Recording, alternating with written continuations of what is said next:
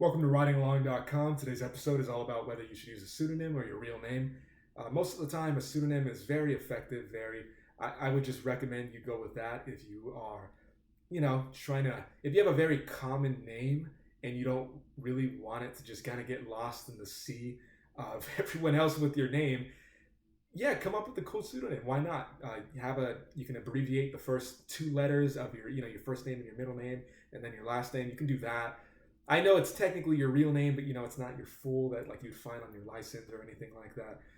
You can just come up with these unique first names or last name, whatever combination you want. I would recommend, Google's super useful. Just Google that name and see if someone else comes up. I don't think you want to really try to put yourself against this challenge of trying to dominate it. Like if someone else has your author name and you're just trying to overcome them, and it's just going to be annoying. So make things easier on yourself from the beginning. But otherwise, if you look up your name and no one else really is using it as an author persona, go ahead and use your real name. That's when I would recommend you use your real name. If you can, if you're able to. It's kind of cool to take charge of your own identity in that sense. And a lot of people are kind of scared. They're in this place in between where, yeah, they can use a real name. You might be debating whether you even use your real last name. But what's really holding them back is this idea that, well, what if my writing sucks? And then suddenly that represents me. Or, I don't know, I'm revealing too much of myself through my writing. I don't want people who know me to just kind of find this and be like, oh, this is who you are. Or like, it's this idea of not being able to fully represent yourself as clear and as effectively as you would like to through your writing. So you're kind of embarrassed, you're hesitant. Not shameful, not at that level, but maybe. And you just don't know if, like, is this appropriate? Is this what I should be doing with my name? And I'm here to tell you that if you're thinking like that, you probably have this very fearful worldview, at least in that regard. And hear me out, because yes, I am saying you're being fearful, because you are. But hear me out, all right? The reason you are is it's like this sense of paranoia. It's like this coping mechanism that your brain is developing, because when you're writing a book, when you're putting something out there, it's almost like you have this very arrogant idea that everybody's going to hear about you, that your name is just going to be plastered across the country, and everybody's going to know about you. But guess what? This kind of fear, this paranoia, is often rooted in this idea that really no one's going to hear you at all. And that's not the conscious thought, but that's really what's going on in the background most of the time. If that's not true for you, cool, awesome. That's not relevant to you. But I really am willing to bet that for the most part, people watching this, it's really that. So I want you to kind of free yourself of that fear and realize what it really is and what it's stopping you from. When you write your book and you put it out there, not everyone's going to read it. I'm talking even the people who are close to you, your family members or your friends. If you don't have many people close to you or anyone close to you, but people are going to read. They're going to buy your book. They're going to have it in their hands. Most people are not going to read it. They're not. They may skim through. They may read the end or the beginning. Maybe not even the first page. It's just it's just going to sit somewhere. And really the cool thing about writing a book is that what it stands for on its own is an accomplishment, an achievement in itself. Having that book with your name on it stands for something on its own, not necessarily everything in the book. Whatever's in there, you probably have an idea of what you want to write about. A lot of authors, and especially when you're setting out, you have this kind of idea of what you want your life's work to look like before you even have a story out, before you've ever even put something out into the world. You're already kind of imagining what your life would look like with these books out. You maybe have a collection of titles that you would use and stuff like that. And again, it's just this pre-planning phase. And I'll do an episode on that eventually, what it's like to, when you're starting before you even really begin. And I like to think that's okay to have that era of your life. It's just kind of like this red shirt year. If you haven't heard of that concept, you should look it up. You're technically, I'm a writer, but you're not doing anything. I think that's very necessary as a writer to have that time. And it's during that time when, again, you have that debate. So my real name or a pseudonym, if your real name is not being actively used already by a writer, go ahead, use your real name. It's worth it, because you'll find that you take it a little more seriously, you'll find that you take it a little more for the long haul, is what I'm saying. It's not something you can just toss to the side. When you're using your name, you're not exactly likely to say, I give up on my name, I give up on myself, because you're going to keep. How would you do that, right? So it's like it's tied to you. Once you legally change it, it's something that is going to pertain to your development as a writer and your development as a person as a whole. It's because you're going to write stuff that you're not necessarily going to like years down the line, and that's something real that you'll experience. I mean, you'll finish something. You're going to finish a book. You are going to finish one, and when you're done with it, you're going to be like, oh, cool, this represents everything I wanted to. I am proud to have my name on this.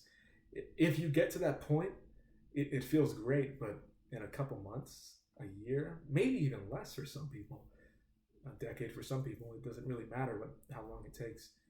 It's just gonna not really be what you want anymore, because your brain changed. You physically, emotionally, intellectually, you changed as a person, developed and grew, but your book stayed the same. And as a writer, you're kind of gonna be forced to update that, and that update is your next book. That's why you have new stuff. That's why writers are able to consistently come up with new things, because it's like a challenge. Like, oh wow, this is kind of not outdated, but I have more to say. I have more, like another way to represent these ideas and these concepts and these stories that I want to tell. This isn't it. This isn't all I want to leave the world with. There's more, and maybe it's only 3 books you write in your life. Maybe it's only 2. Maybe it's just one novel and a couple short stories, which a lot of writers, really impactful ones throughout history have done. That's fine too. It doesn't mean you need 100 books. And trust me, having 100 books doesn't mean you have 100 quality ones. And so you want to really treat your name with respect. I'm sure you do, right? I'm sure you respect yourself. So if you use your real name with your writing, you're going to be a little more likely to do that. And again, it doesn't mean if you have a pseudonym that you're not going to do that. Not at all. Not even close. But because if you have one, like I said, you most likely are using it out of necessity. It's the sense of necessity that creates this urgency as a writer, that creates this legitimacy where, yeah, your stories might be fiction, but you as a writer, you're not fiction. You're real. You're really being you. You're really being this persona, this person who puts words on a page, that fills up books, that fills up pages. And that's something that is tied to your identity, and you want that as close to yourself as you can get. I'm willing to bet most people watching this haven't really sold their name off yet. You don't really need to do that, by the way. If you sign this big book deal, I don't really think, it's not many people. I don't think you're watching this video. You have kind of a free reign with who you are, with your first name, with your last name, with your pseudonym. You can use it however you want. You don't have this gigantic audience that's expecting this from you. You're not going to let down all these contracts if you branch out and do something different with your next book. There's not the sales quota you have to hit or anything like that. As a writer, I really am an advocate for freedom, for you having freedom with what you say and how you develop and grow as a person. You don't want to feel jailed. You don't want to feel locked down, locked in. And you want it to be very linear with your own self-identity and growth. You want your books and your writing to reflect that too. And again, when you're using your real name, you're just a little more likely to do that. It's a little more natural of a progression, because it's just like your signature. You're just stamping it on, like, okay, cool, that's me. Yeah. It's not like this is something separate from me that is developing on its own, on a completely different path and from my own life. No, your words are a product. They're adjacent. They're parallel, however you want to phrase it, whichever visualization of it you want to give. It's connected to your life. It's connected to who you are. And don't fear so much. Of course, I'm including this at the end because it's a lot of something, like I said, some people skip to the end. Don't fear that what you wrote doesn't reflect or won't be able to live up to this expectation of how you want to express yourself. Because as a writer, you can always write another book. You can always update that. and no one's going to hold you against that. Lots of literary figures and authors have written stuff in their earlier years that they look back at with sometimes like just disgust, like, oh, that was me. They would prefer they never existed. But guess what? People find those books anyways, and they don't hold it against those authors. Some people find those books and love them. The author might be wondering, how can you like that? But in a sense, they do understand because it's meeting them at a certain point in their life. Your books are these symbols, they're these monuments, they are these, you create them in living memory of these eras of your life, of yourself, of your identity. I don't think you should distance yourself as a writer if you have the option to. If you live in a place where you can get in serious trouble for expressing yourself, I mean, go for it. Make yourself anonymous if that's what you need to do. But for most people, that's just not the case. This is a wonderful time to be alive. You can use your name, and it's going to be all right. You're not going to be, in the literal sense, you're not going to be burned at the stake for what you had to say and how you said it. So embrace that luxury that you have right now. Use your real name if you can. If your real name is already in use, then that's when I would suggest using a pseudonym. If you just want to be creative and clever, go ahead and use a pseudonym too, but just don't create such a wide gap between that and who you already are.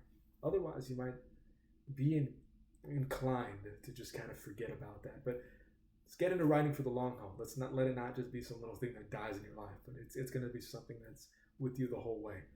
If you're interested in writing a book, check out this guide I have on my website, writingalong.com. Completely free.